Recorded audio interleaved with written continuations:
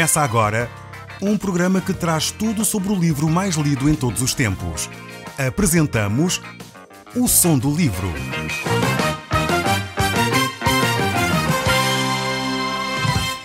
Seja muito bem-vindo. Neste podcast vai encontrar o livro mais conhecido e lido em todo o mundo.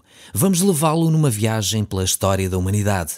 Este é um audiolivro para si, para a sua família e sociedade em geral. Contextualização e comentários de Paulo Chaveiro. Eu sou o Paulo Chaveiro e nós hoje vamos voltar ao livro de Jeremias e estamos no capítulo 18 deste livro. Jeremias vai desenvolver agora aqui uma forma diferente de ensinar. Até agora, Jeremias tem feito um discurso direto, um discurso assim diz o Senhor. Basicamente era esta a expressão dele e depois a seguir ele decretava aquilo que Deus havia dito. Mesmo assim havia outros profetas, falsos profetas, que traziam uma mensagem e começavam o seu discurso da mesma forma. Assim diz o Senhor, e depois diziam coisas exatamente contrárias àquilo que Jeremias tinha anunciado. E as pessoas ficavam confundidas. Já sabemos que o coração do povo era um coração fingido, o próprio texto nos diz isso, tinham as suas práticas religiosas, etc., mas estavam longe de Deus. Isto deve-nos fazer refletir. As práticas religiosas não são necessariamente a garantia de que temos uma relação profunda com Deus. E como nos diz Jesus, isso deve acontecer no íntimo, no silêncio do nosso quarto, quando entramos e fechamos a porta. Isto ensina-nos Jesus no Evangelho de São Mateus, capítulo 5 e 6. Devemos aprender efetivamente essa relação com Deus, uma relação que surge de um coração sincero. E então Jeremias está aqui agora para ensinar a população de Judá de uma forma diferente. Deus vai utilizar agora as circunstâncias da vida, exemplos práticos, parábolas, para poder falar ao coração do povo. Este foi o método por excelência que Jesus Cristo usou. Jesus, o mestre do ensino, não houve ensinador melhor do que Jesus Cristo, não houve pedagogo mais eficaz do que Jesus, e efetivamente Jesus é um mestre em todas as áreas, um mestre das emoções, um mestre da sensibilidade, um mestre do ensino. Jesus, de facto, quem analisa a vida de Jesus de uma forma profunda, de uma forma cuidada, vai encontrar de facto uma riqueza tremenda na vida de Jesus Cristo. E Jeremias também foi utilizar esta mesma forma de ensinar, através de histórias. E aqui talvez seja uma boa coisa para os nossos professores continuarem a desenvolver nas escolas, em vez de simplesmente darmos matérias, ser criativos o suficiente para integrar as matérias em histórias, em vivências do dia-a-dia, de forma a que as pessoas possam aprender pelas práticas, pela própria experiência vivida. Isso marca muito mais do que um grande discurso.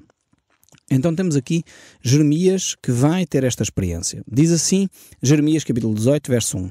Palavra do Senhor que veio a Jeremias dizendo: Dispõe-te e desce à casa do oleiro, e lá ouvirás as minhas palavras. Vejam bem, Deus pega em Jeremias e diz: ok, vai até um determinado local e lá eu vou falar contigo. Então eu desci, fui à casa do oleiro, e eis que ele estava entregue à sua obra, sobre as rodas. Com o vaso que o oleiro fazia ao barro, se lhe estragou nas mãos, tornou a fazer dele outro vaso, segundo bem lhe pareceu. Então Jeremias basicamente estava ali a olhar o oleiro, e nós temos ainda no nosso país esta arte que ainda vai sobrevivendo em alguns recantos do nosso país. E se calhar é uma recomendação que eu faço para nós entendermos este conceito. No fundo, o que Deus está a querer ensinar aqui a Jeremias é um conceito profundíssimo, que é o Deus soberano. Esta questão do Deus que é todo-poderoso, o Deus que é soberano, gasta-se horas em cursos de teologia para podermos transmitir todo o significado desta palavra, Deus soberano. O que é que significa Deus ser soberano? E se calhar recomendo que você faça o mesmo que Jeremias. Vá então até a uma casa de um oleiro e veja como é que ele trabalha o barro. E aqui Jeremias teve este confronto. O oleiro estava a mexer no barro e de repente aquele barro não criou a forma que ele queria, estragou-se. E às vezes acontece. E então o que é que ele fez? Amassou de novo aquele barro e voltou a fazer um novo vaso. Então diz o verso 5, então veio a palavra do Senhor a mim. Não poderei eu fazer de vós como este oleiro, ó casa de Israel, diz o Senhor. Eis que como o barro na mão do oleiro, assim sois vós na minha mão, ó casa de Israel. Que tremenda declaração de Deus. E realmente alguém pegou nestas frases e tornou isto um cântico lindíssimo, que é: eu quero ser, Senhor amado, um vaso nas tuas mãos. É fantástico esse cântico também, que nos recorda este texto aqui. Que Deus é um Deus soberano, é um Deus que pode moldar a nossa vida como Ele bem entende. Então temos aqui alguns aspectos que nós temos que ter em consideração quando olhamos para esta ilustração. É uma ilustração recorrente nas Escrituras. Esta ilustração do barro e do oleiro é uma ilustração profunda, bastante óbvia, de como Deus trabalha connosco, ao ponto do apóstolo Paulo utilizá-la também. Ele utiliza em Romanos, no livro de Romanos, capítulo 9, verso 21, ele diz: ou não tem o oleiro direito sobre a massa, para do mesmo barro fazer um vaso para honra, outro para desonra? Que diremos, pois, se Deus, querendo mostrar a sua ira e dar a conhecimento do seu poder, suportou com muita longanimidade os vasos de ira preparados para a perdição? E depois, quando ele escreve a Timóteo, também na segunda carta, que ele escreve a Timóteo, no capítulo 2, ele diz: pois se alguém a si mesmo se purificar desses erros, será utensílio para honra, vaso para honra, santificado e útil ao seu possuidor, estando preparado para toda a boa obra. Então vemos esta imagem do oleiro e do barro é recorrente nas Escrituras, porque de facto tipifica muito bem esta relação que nós temos com Deus. Não sei se você está lembrado, o livro de Gênesis fala disso, que Deus nos criou do pó da terra, assim como o oleiro forma um vaso do barro, do pó da terra.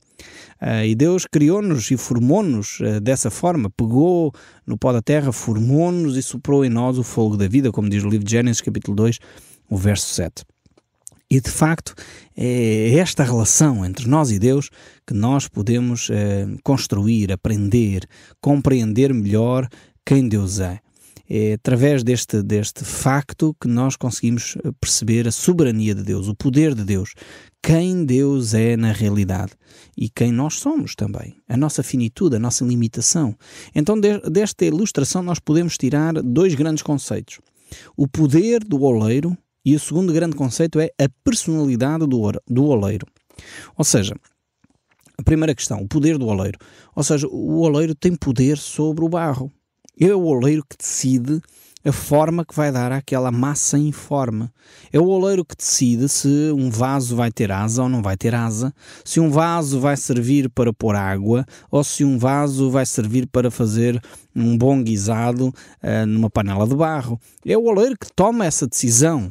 E às vezes nós ficamos aborrecidos, tristes: mas eu não sou um grande artista, eu não sou um grande atleta, sou simplesmente uma dona de casa, ou sou simplesmente um pedreiro.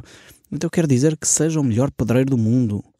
Se você é uma dona de casa, seja a melhor dona de casa do mundo. Se você é um empregado de escritório, seja o melhor empregado de escritório do mundo. Porquê? Porque foi para isso que Deus o criou, para ser um bom vaso nessa área.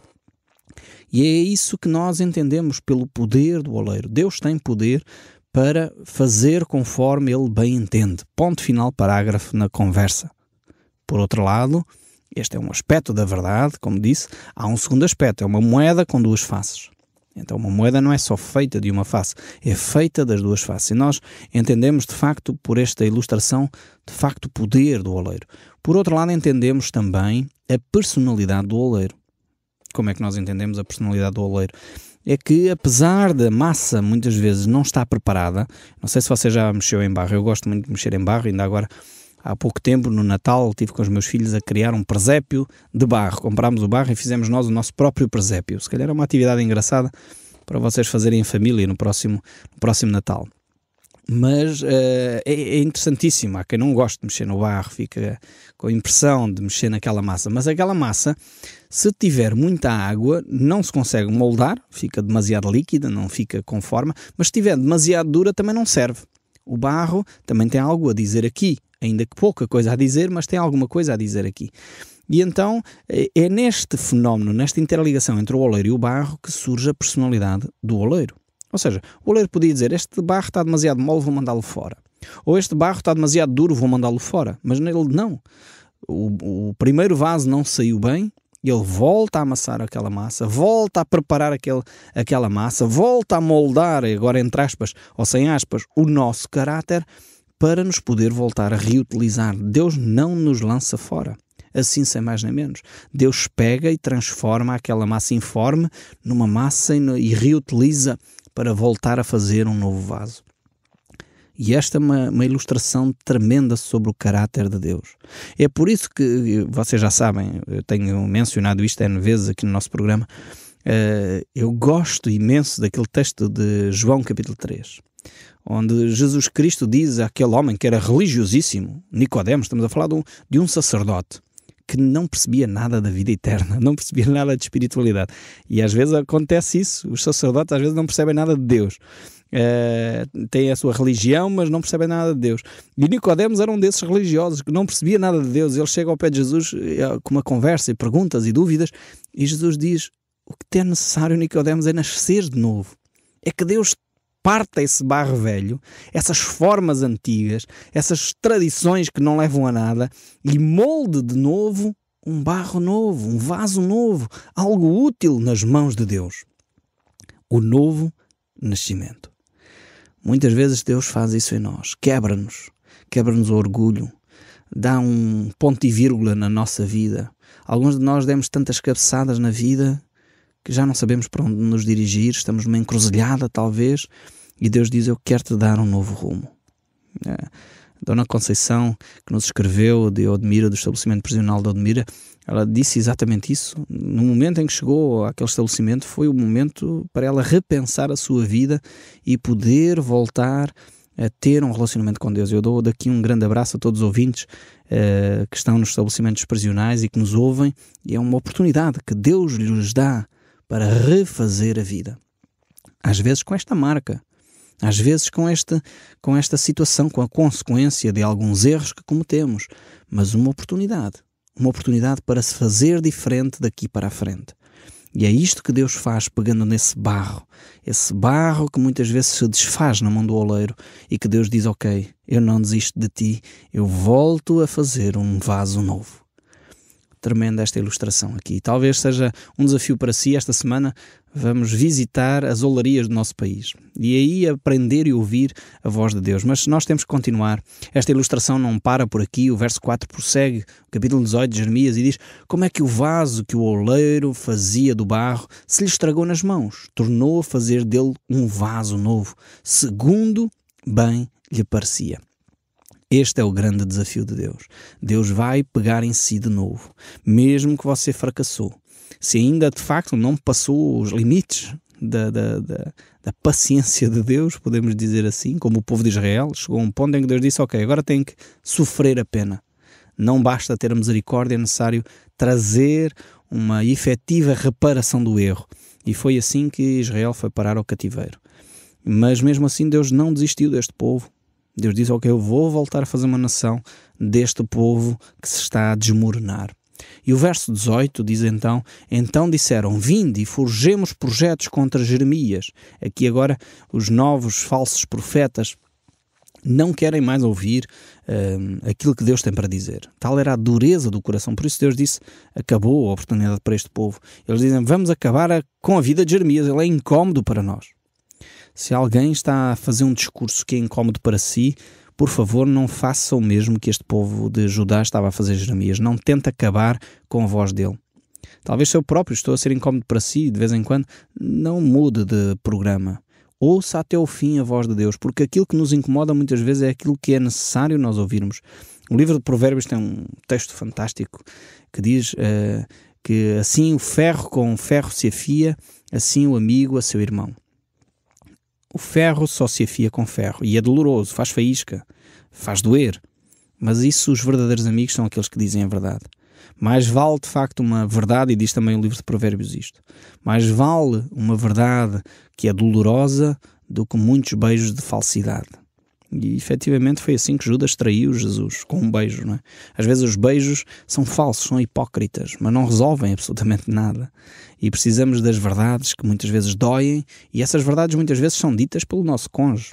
As maiores verdades normalmente são ditas pelos nossos cônjuges, são aqueles que nos conhecem melhor. são ditas pelos nossos amigos, pelos nossos pais, pelas nossas mães, pelos nossos filhos. São eles que nos conhecem, são eles que nos dizem as grandes verdades que levam à transformação do caráter. São as pessoas próximas, os verdadeiros amigos. Os verdadeiros amigos não são aqueles que vão para a taberna connosco a beber copos, não é isso. Esses não são amigos. Esses são pessoas que arrebentam com a nossa vida, que destroem a nossa alma. Precisamos de verdadeiros amigos que sabem apontar os nossos erros.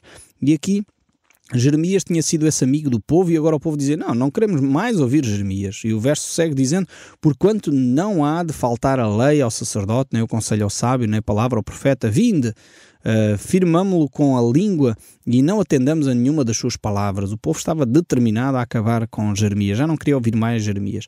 E chegamos assim ao capítulo 19, verso 1 e diz, disse então o Senhor, vai, compra uma botija de oleiro e vai contigo alguns dos anciãos do povo e dos anciãos e dos sacerdotes.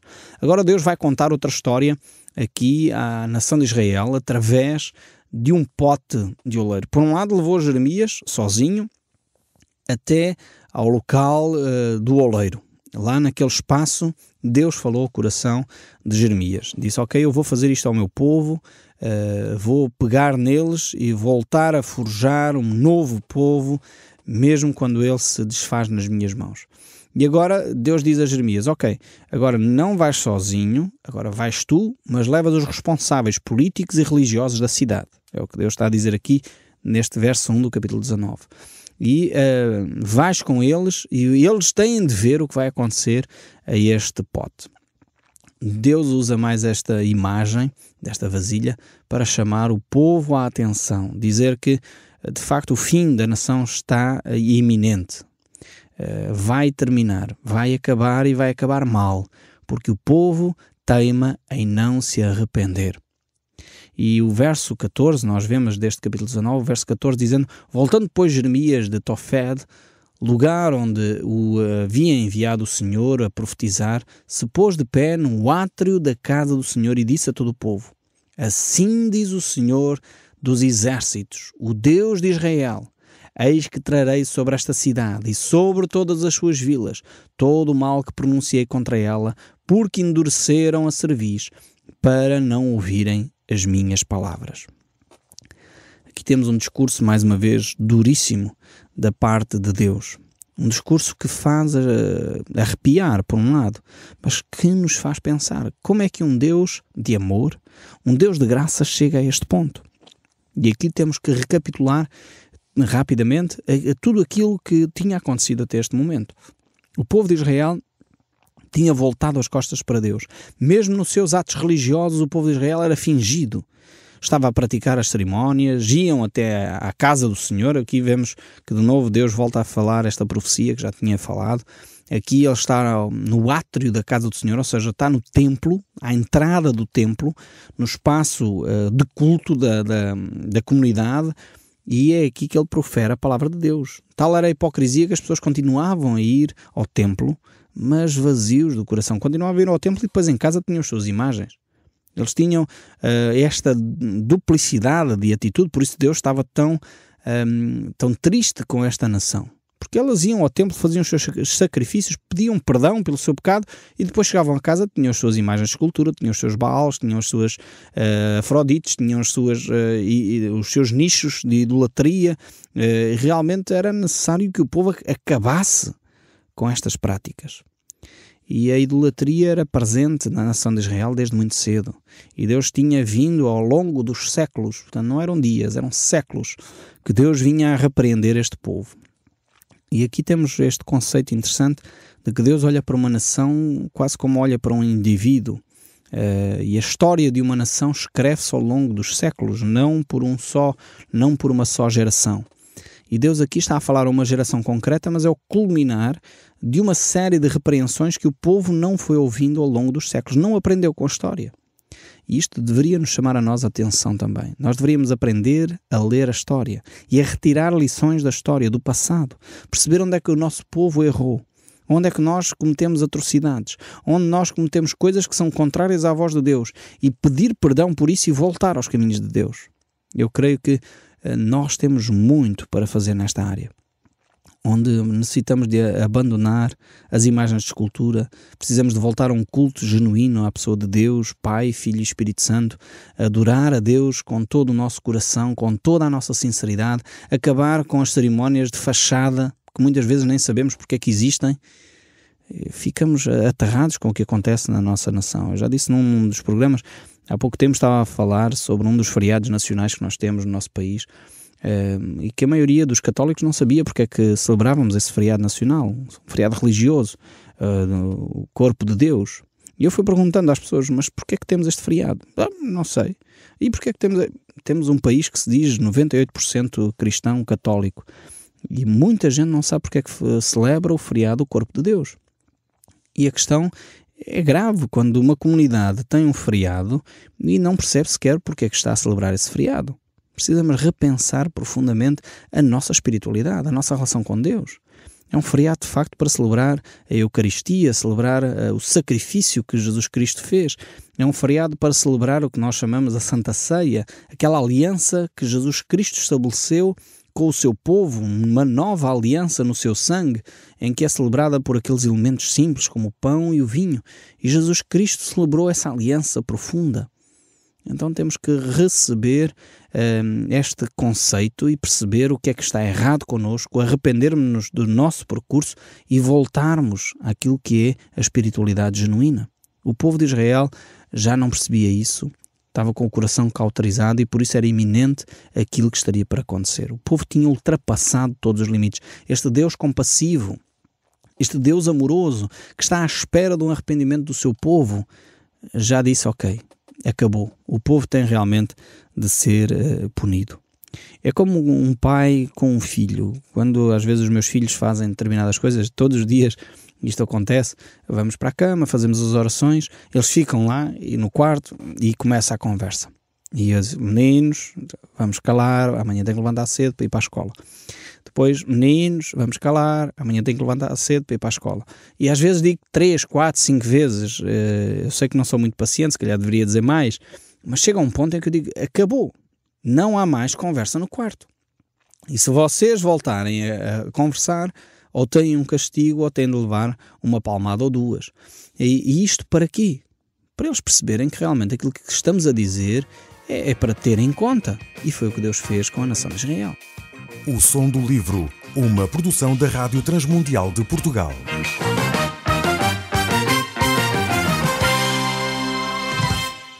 RTM. Conhece todos os nossos programas em rtmportugal.org. Uma produção da Rádio Transmundial de Portugal.